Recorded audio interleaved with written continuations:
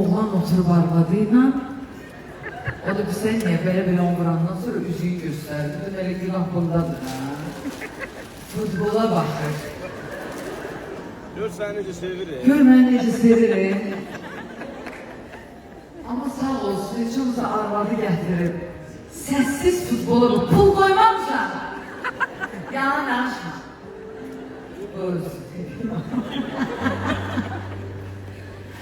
Ama bu, yani haçansı məndən soruşurlar ki, həyatımızda konsertdə baş verən maraqlı hadisə deyəcəm. Mən konsertimə gələn adam futbolu izləyirdi.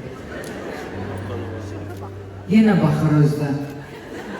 O yeri özü ən pis vaxta götürdü mənim. Ne iyi bəcər kişiydi o. Qəşəng futbolist tapmadım, mən də baxım. Ne gəlsinsə gəlsin, görüm hamını, sevim, görüm kimlə məşğuldur.